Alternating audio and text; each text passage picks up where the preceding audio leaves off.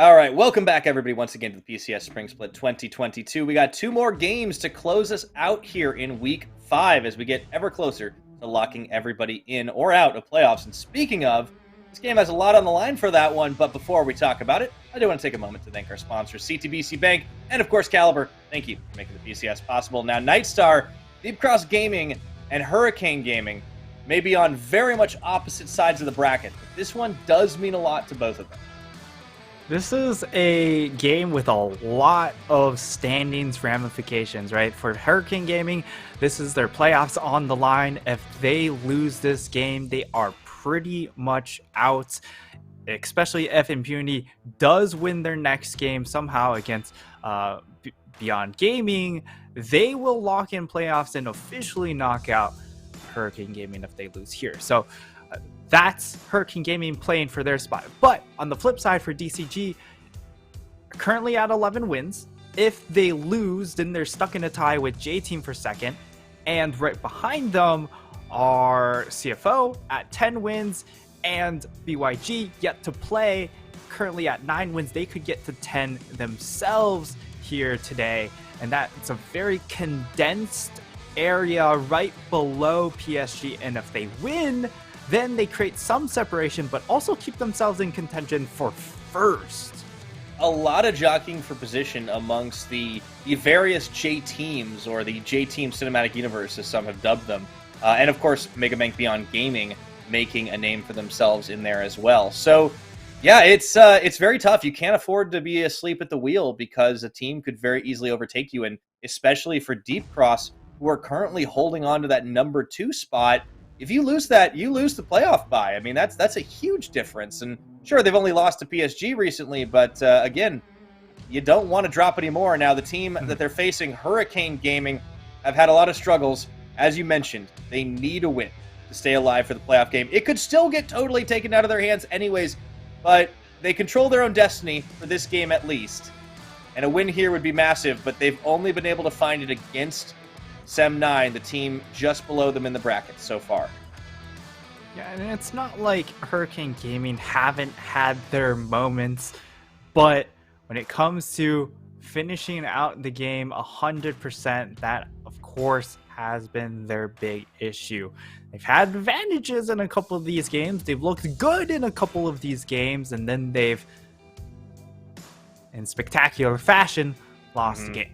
Much like a storm, it does seem like Hurricane kind of blows itself out a little bit after a while, and it is unfortunate to see. If there is some power there, I think it's up in top and down in bottom. ICU definitely has the mentality of the player who will just jump up in your face and get the solo kill. We like to see him on the things like the Jace. I think his Jax had potential. I mean, we got an Aurelia game out of him. It didn't win, but still. At the same time, Bang 2, I think, is the other one, and it's good that we're highlighting him because he has been the bright spot consistently on this roster. Unfortunately for him, he's going up against, in my opinion, likely rookie of the split here with Criscata. Now, Criscata looking absolutely fantastic. Of course, both ends of the spectrum for DCG, with Leaky in the top side, Criscata in the bot lane. These are two very young players who have stepped up massively for this team and become big carry roles, and given that Nesty has really driven his focus towards those side lanes instead of looking to win lane. Absolutely, and I think that's been one of the reasons that Deep Cross just had such a breakout performance to kick things off. It all really began when they faced off against the old J team, and they were clearly prepared not just to beat them, but also to meme them afterwards, and you have to respect that kind of debut.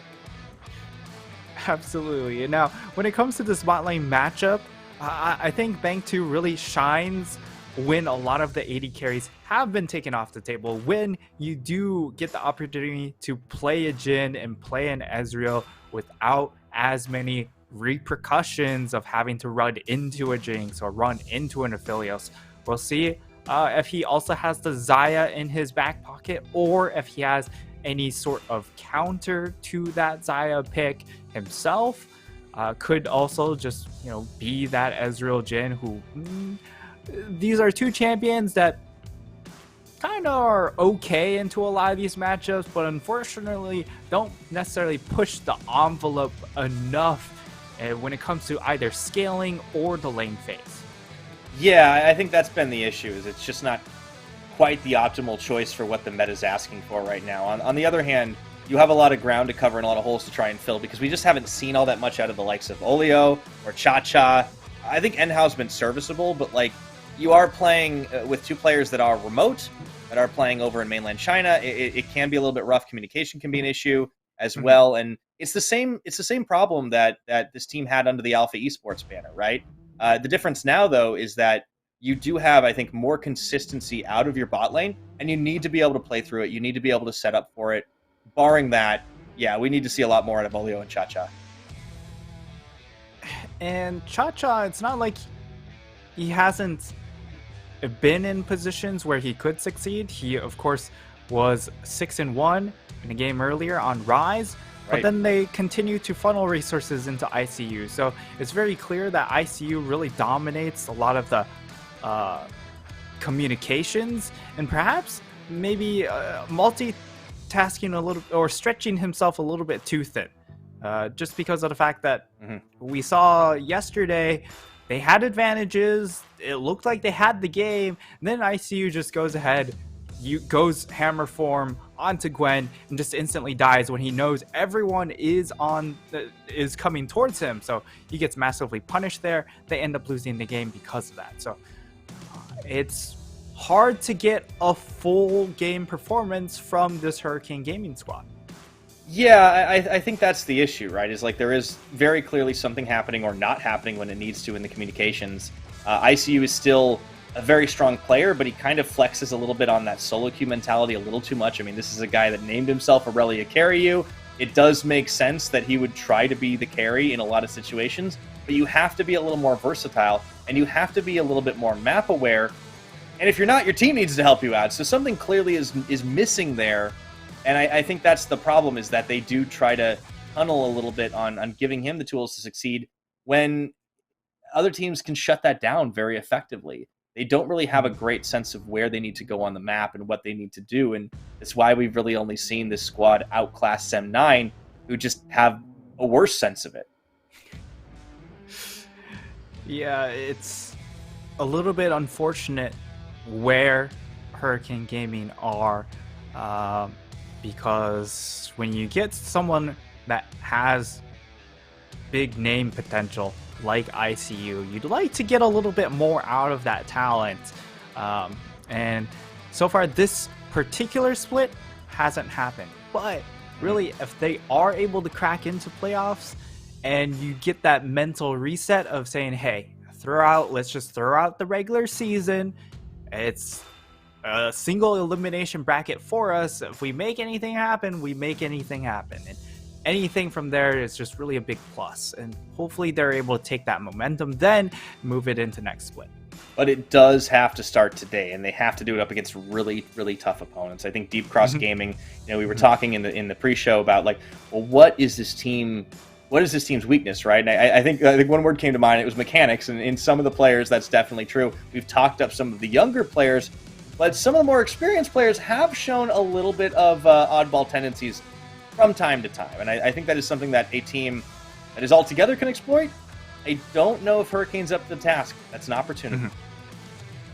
Yeah, Nesty has clearly not been the finest laner, and he also tunnels himself into picks that really play for the team, which is like, it's a nice team player mentality. But when you are up against these more well-rounded teams and teams that can exploit you in the mid lane, think CFO, then that's going to be big problems moving forward. So while it might not get punished early on in the regular season, especially in playoffs, that will be something really to look out for.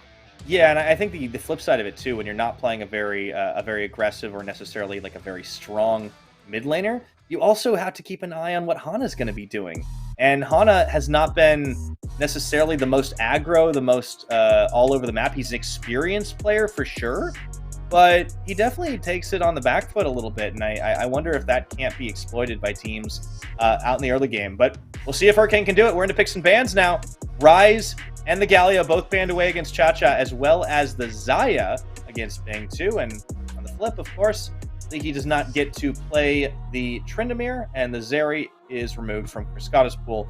He's got to play it more than anybody else, it seems. I will say Leaky has, the nice KDA setup, has the KDA headset and the mouse pad. So, love that. It's a swag combo. Would love to get one of those for myself. DCG hit me up. But it will be the first pick one is Hurricane Gaming. They do go ahead, deny away the Hecarim. So, when it comes to what's next for Nesty, you're actually kind of just looking at the TF because they did ban away the Rise, they banned away the Galio themselves. Yeah, so interesting choices here. It looks like Hurricane are going to be starting off on their jungle, as this has primarily been an Olio champion when they pick up the Graves. And they will wait to the last second to lock it in. I mean, they could switch things up. I suppose it's still a flex. We just haven't seen it out of ICU yet. Yeah, not a whole lot from him. We also did see Gemini pick up the Graves down in the jungle, so we do have an instance of another player besides Aliel locking it in. Okay. And it did get a win, and now Jin is locked in, but Jin also got a win too. Aphelios both available.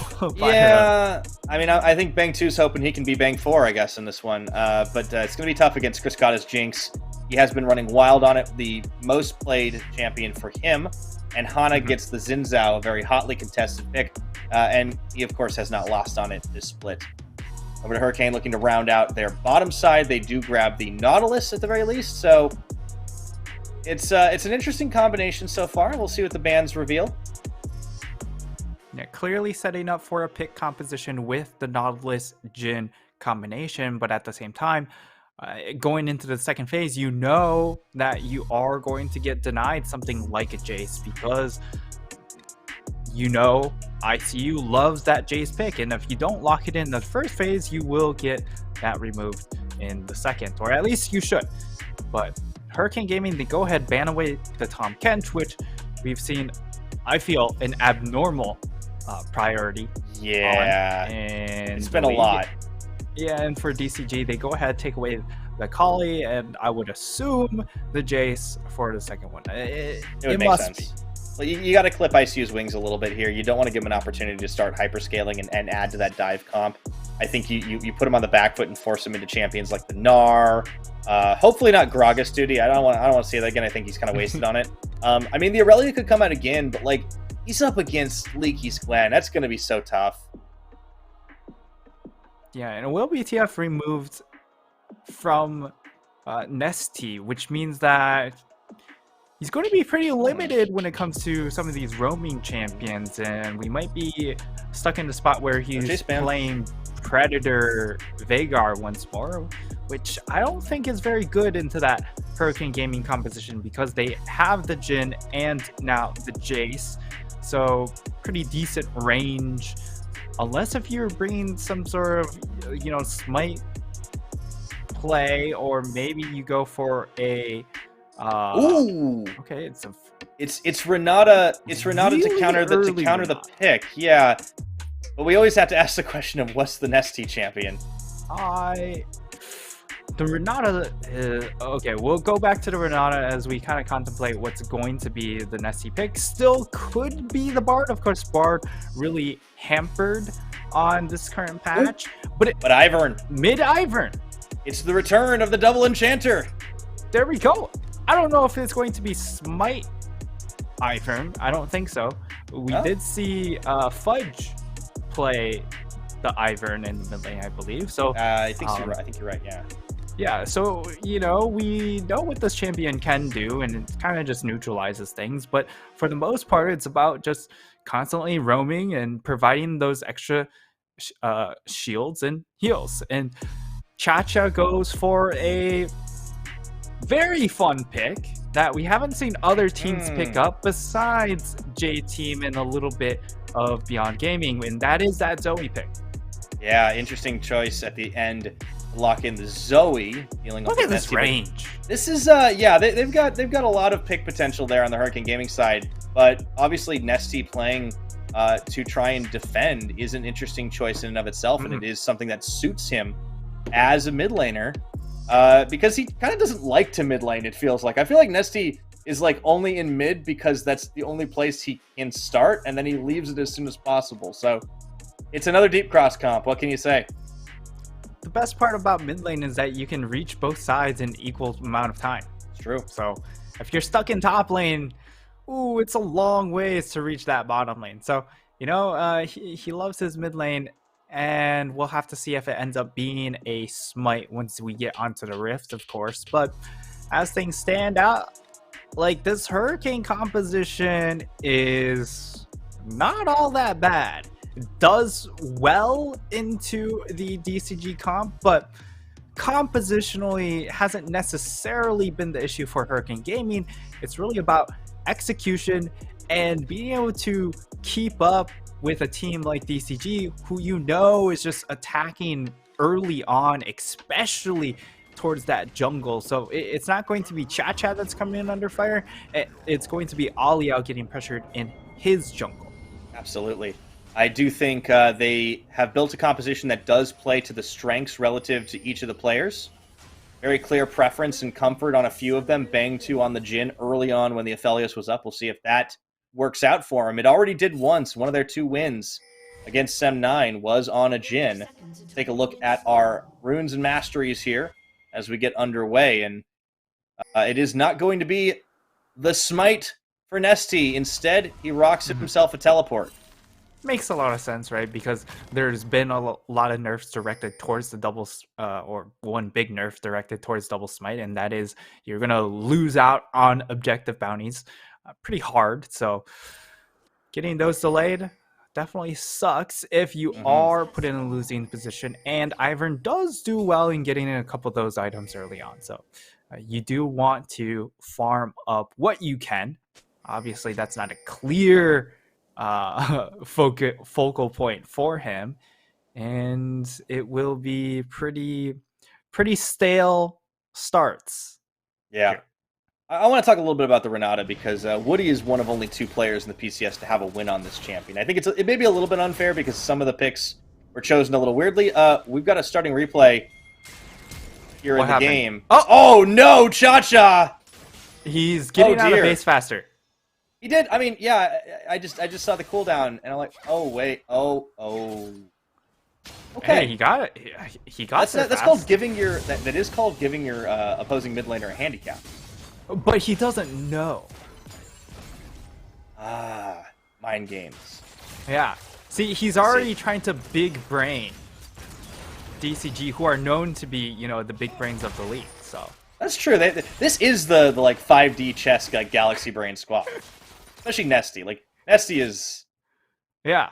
Nobody knows what this guy's doing, and I don't even know if he does. It's the old cutie pie strategy, you know? Is his team on tilt because they saw that? I don't know. I don't know. Honestly, I don't know what goes on in the Hurricane comms, man. I mean, that is certainly something that we may never find out, because Josh is just counting his cooldown. Like, we would talk about and ask about these questions in, you know, playoffs, but as it stands, Hurricane Gaming don't look like they're in a position to make playoffs. Early start down on bottom. Woody kind of lets himself be used as bait and doesn't actually get punished too heavily. Kriskata with the rocket poke, shredding through Bang 2 and Enhao early on. Here comes Olio into the mid lane. They wanted to try and make a play on Nesty, but he's going to be able to stay nice and safe. This is what an Ivern does, everyone. We're going to have pretty interactive gameplay, I feel, for the first early on portion of this game. There's bushes everywhere. What if we get a Ocean Rift with an Ivern? You know, what if we got Hana on Rengar instead? Well, that'd be different. That would be also really awesome. But it doesn't happen. Ignite burned by Cha for just kind of getting Nesty out of lane? Maybe that's what he wanted? Lane priority, I guess, is the big ticket. Hey, at least it should force out the teleport, although I guess with the wave crashing, Nesty just gets access to the waves, and then he'll just go ahead, recall right after, and teleport back. But, you know, the Zoe, you're going to be able to pick up extra summoners anyways. It is what it is. Yeah, he's back. He's able to hang in there, and I think this is going to be a little bit of a difficult lane for Chacho to try and find the opening there. I do want to keep an eye on Hana. He's actually in the opposite side of the jungle, and it looks like he's just waiting for Olio. But he got impatient. He wants Grump, and he wants it now. He actually starts it out a lot earlier than yeah. So he's gonna get spotted out. Everyone's gonna kind of make a rotation over here, and we could just have an early 4v4. We might. Would he getting some early poke down there, and we'll be able to clear the ward away. Actually, Nesty on the roam as well, so nicely done. As they just are going for the full-on Gromp fight. And you have to respect that. I mean, Woody can do a lot on the handshake early. Wait, what? What? I see you. What is going on up there? You can't fight a Gwen. He did get a ghost out of that. He did, and he's missing farm too. He's going to get zoned off, which is a bit of the issue. He just missed 3 minions. Yeah, I suppose if he hits a shock blast here, there's okay. No. If he hit that accelerated shock blast, he could just go flash EQ with the hammer form and he would have done it too. Get a kill. Yeah, absolutely. But now Leaky very close to hitting level 6. Once he does, that's when kill pressure really shifts towards the Gwen, because the Jace, of course, at level 6 doesn't get additional value. He is kind of capped out. Ooh, look at Kriskata immediately throwing the Flame Chompers to try and zone off the Jhin. Bang 2 does some damage, but not nearly enough, and how burns the Ignite. I feel like that was a bit of a miscommunication. That fight already seemed to be winding down. And still 2 stacks left, so we'll be able to heal a little bit. And now Roam coming in. Here comes Hana. And how in Bang 2 on the run. That's going to be the root up as Woody flashes forward to set the play up. On the handshake, they will be able to find a lot of damage, forcing a flash out of Enhao as well. And they're going in for round 2 because Bang 2 stuck around a little bit too long. But he does get out. No sums on bot lane. Everything burned down in that Hurricane bottom lane here. And this is a great start. Now Here comes Daisy too. I mean, now it's a 2v1. Yep. See, Nesty doesn't need Hana because he's brought his own jungler. Or Forester. I mean, it just depends on the climate you're in, right? Like, I know it's called a jungle, but you gotta look at the trees. They're very, like, a lot of, like, deciduous stuff. I do think it really is a forest. Yeah. So, now he's gonna get his own blue buff. Because Ivern thinks. Yeah. Ivern does have a lot of potential in that regard because he does essentially double the amount of buffs you do have access to. So that's always a fun mechanic. I'd love to see teams explore the champion a little more, but I mean, it has clear weaknesses if you do throw it in the jungle, right? Because you can get outperformed by some of these ganking, more oppressive fighter junglers. Well, speaking of fighting, talk about kill pressure top. Leaky's got a bit more of it. Well, that's a good turn back by ICU, though. Yeah. I'm surprised Leaky just doesn't kill him. He has ult. Could have just like one shot the Jace there. Maybe he's waiting for the ghost to come back up so he can go for like a chase down if he needs it. I don't know. Be curious up there. I'm not sure if Olio. I mean, maybe he was concerned about some sort of roam coming in. I wasn't quite paying attention to the map in that instance, but like, he definitely had a kill on his hands, and unfortunately, kind of misses out on that opportunity. And now Hana starts out the Rift Herald. Should be a pretty easy take. Yeah, he's gonna. There's no prio from anyone on Hurricane, right? So like they've just been able to own control of the river. Started with the dragon. He's got bush control as well. Thanks, Ivern. Thank Mr. Ivern. It's just a very green rift. By the way, we are on track, I think, for an Ocean. This second one is. Wait a minute! Ooh, a big root down onto Kriskata.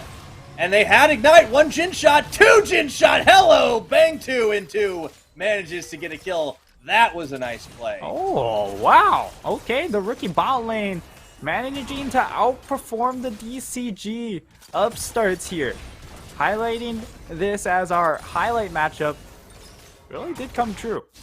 And, I mean, Cascada kind of not gonna lie, that was kind of a BS hook. Yeah, but you got to deal with it, you know? I mean, Cascada finds himself on the losing end of that one, and now you see why the Jhin pick came in here when Aphelios was up. Clearly, Bang 2 just has, I mean, he lined those shots really well, and Woody just couldn't quite cover for it. Yes. Really, really nicely done.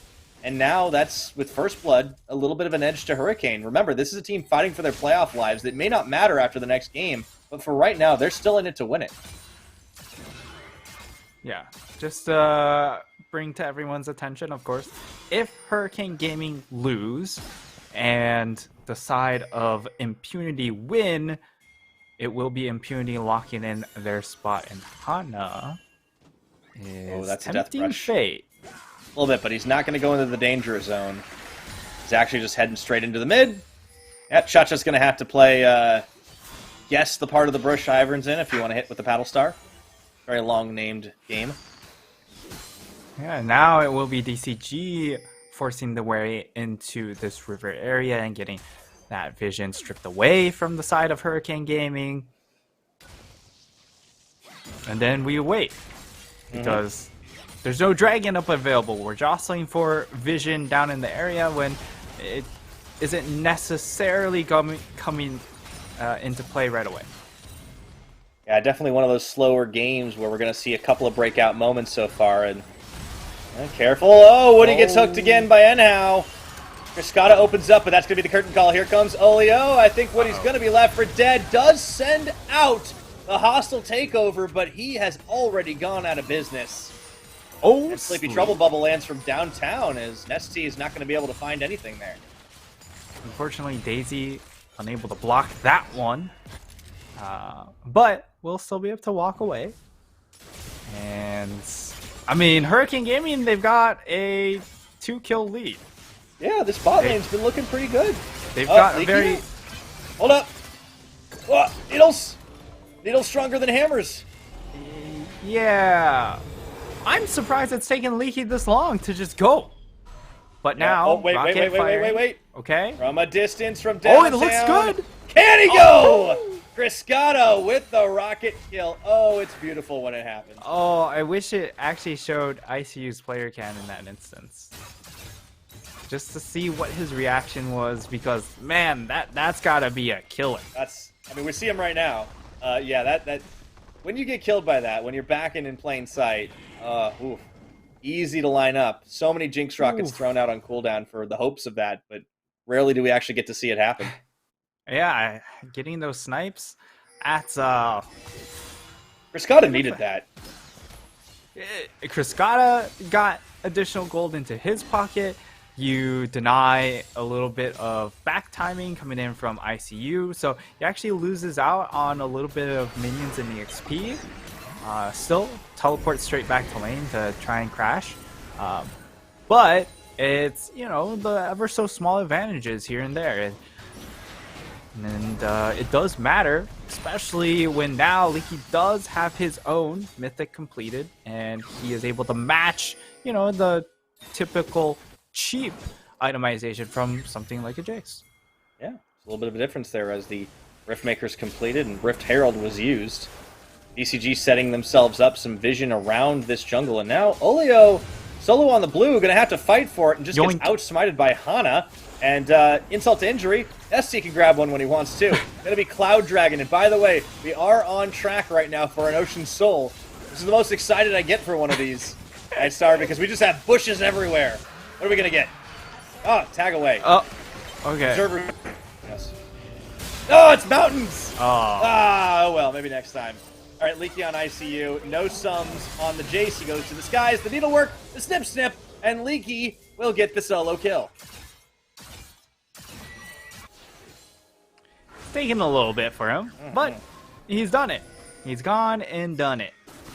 regardless of, you know, it not being an Ocean Rift, yes, you do lose out on extra bushes, but when you do get, of course, extra terrain, it still makes these extra boosters very annoying to deal with, right? Because you've got less room, and now you're essentially forced to face check more areas. Now, Aliyah, this is not again.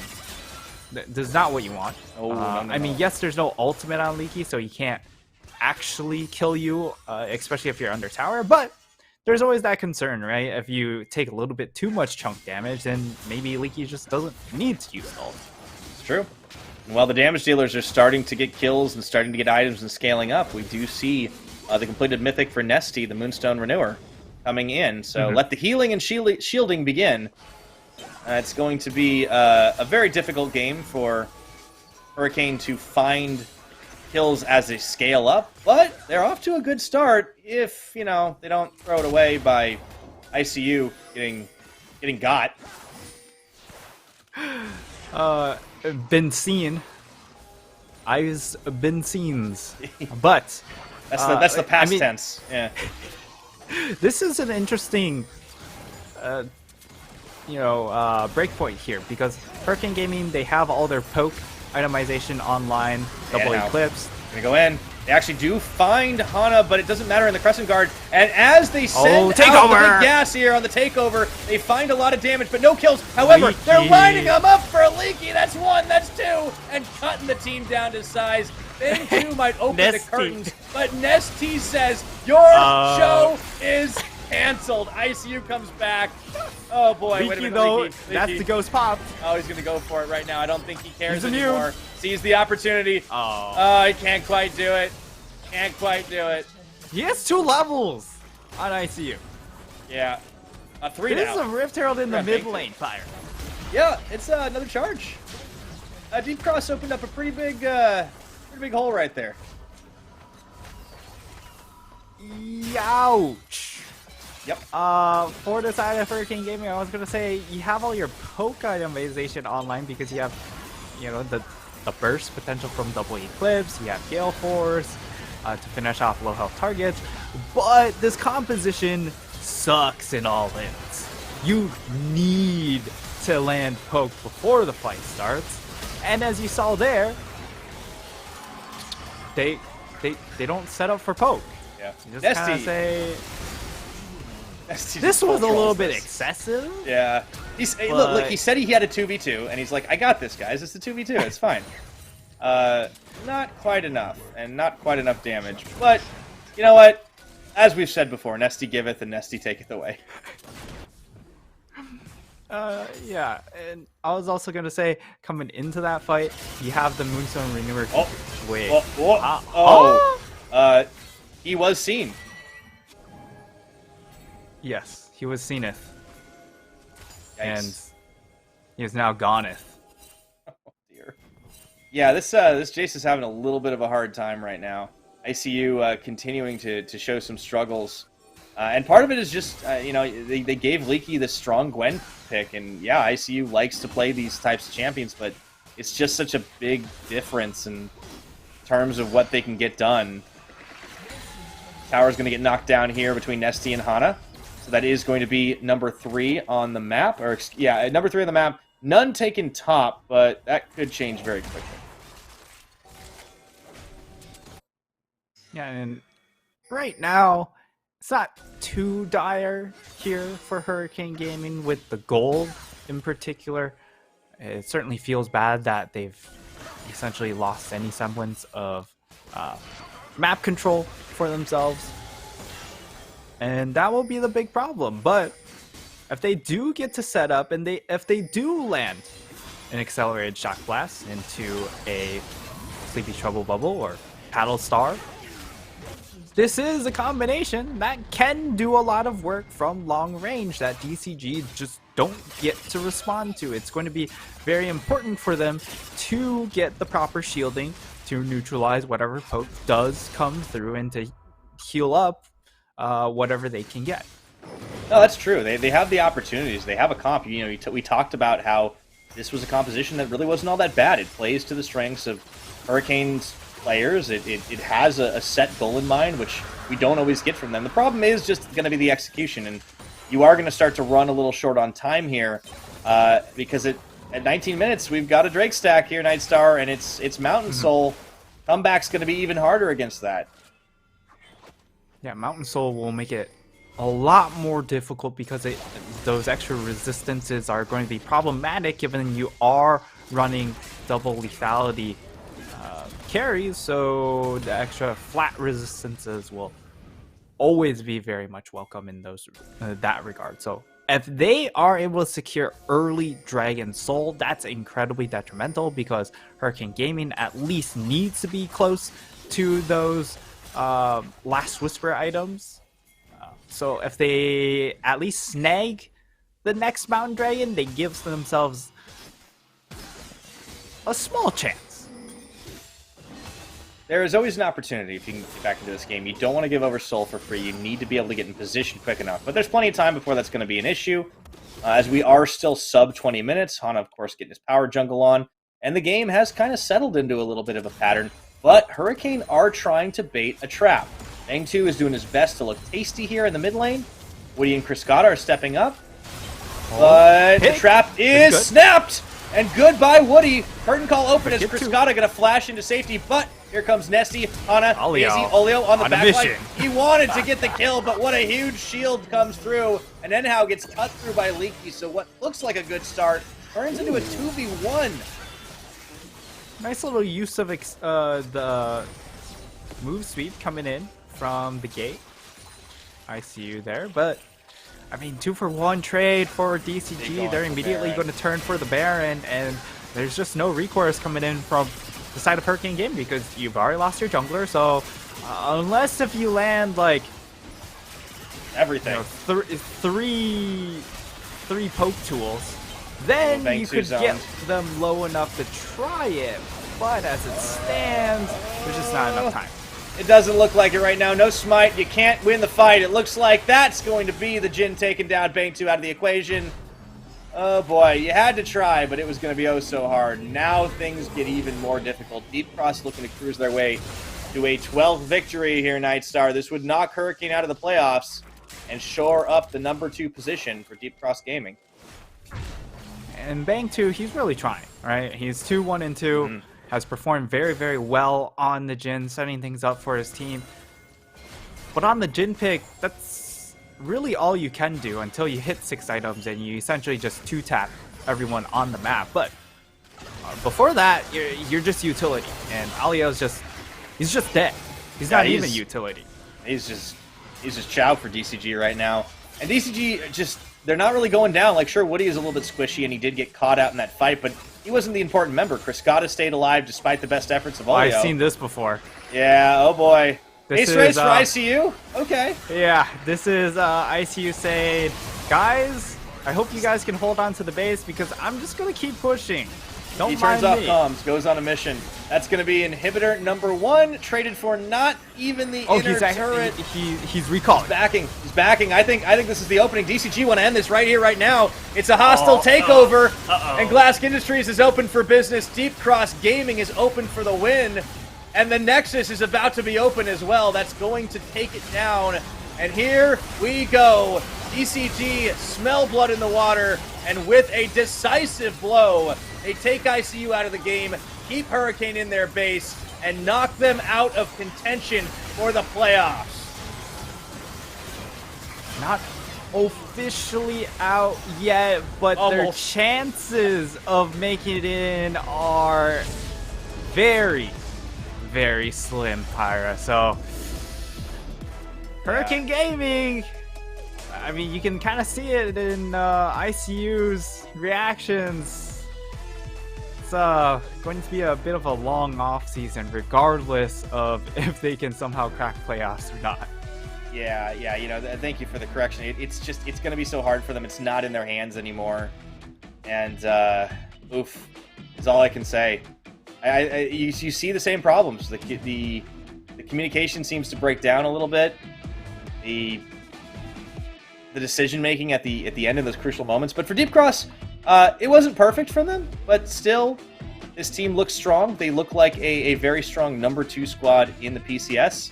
I think if they can fix up some of their issues, if they can get Nesty to maybe play a little bit more standard and a little bit more aggressive, maybe they can put a lot of teams on the back foot. Right now, it is hard to try and pick apart weaknesses on the squad because they are the second best team until otherwise proven.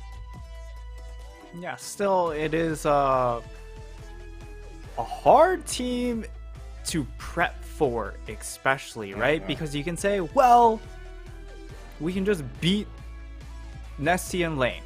Well, what if he just starts bringing out these different champions like the Veigar, like the TF, like the Ivern in this particular game? They're very different play styles that all are essentially focused on not winning lane and scaling in some way, shape, or form. They scale very differently, but you're trying to attack the map in different ways. So it's a very difficult team to prep for, but I mean, that's what makes DCG DCG. Yeah, and it's just that there's different threats in different sides of the map too, right? Like Nesty's certainly the most confounding and confusing one, but you've also got Kriskata to deal with, who had a very, very good game despite being set a bit behind early. I think that was some really good focus out of the side of Hurricane, but he got right back on the board. Great protection. I think Woody did what he needed to on the Renata Glass to try and set him up for success. The downtown Jinx Rocket, you love to see it. Always makes the highlight reels. And at the same time, Leaky, he definitely took a little longer to get going than I was expecting, but once he did, it was kind of no contest, right? Just easily able to just go after ICU time and time again, became that side lane threat. He had the more expensive build, and he achieved it a little bit faster, and that kind of tells you all you need to know. Yeah, absolutely. Leaky in that top lane was an absolute menace. I would expect him to get that MVP. Kriskata, one of his down games, I would say. Because he didn't have a great lane phase. They got 2v2 killed, and the Renata Jinx combination, not sure if that was it. Renata against that composition of Hurricane Gaming, also not it, because there was just too much range, so you weren't able to see effective Renata gameplay in that regard, but at the very least, a lot of shielding for this Jinx. Yeah, we did have the Ivern coming, and Nesty playing his best second support. Even the Redemption picked up at the end there. But even when Kriskata and Woody weren't 100% on point, Leaky was able to pick up the pieces. I think Hana had some good engages there, and it was enough to win the game. So we'll hope to see some shoring up of a few of those weak points. But I'm willing to give Kriskata a little bit of a break if he doesn't perform perfectly in every single one of these games, because he's a rookie for crying out loud. He has been looking oh so good over the course of the split. And yeah, no doubts at all. Leaky wins it 606 on the scoreboard, 33% or near enough of his team's damage. And yeah, you know what? Nightstar, say the line. What? Gwen's immune? Is immune. Yeah. Immune to death, apparently. We're also on the Leaky ship. Wait a second. That's true. Objectively. Anyways, yeah, I think Deep Grass Gaming, they do have a deep lineup of talent for sure, and when a couple of players don't necessarily step up, there are always going to be others. We'll see if they can continue to improve as they push their way forward to playoffs. Right now, they've bought themselves a little bit of distance between them and the rest of the pack, and so far holding on to that second seed. Really excited to see if they can keep it going. Now, we got one more game to close out our week. It's going to be Beyond, taking on Impunity right after this.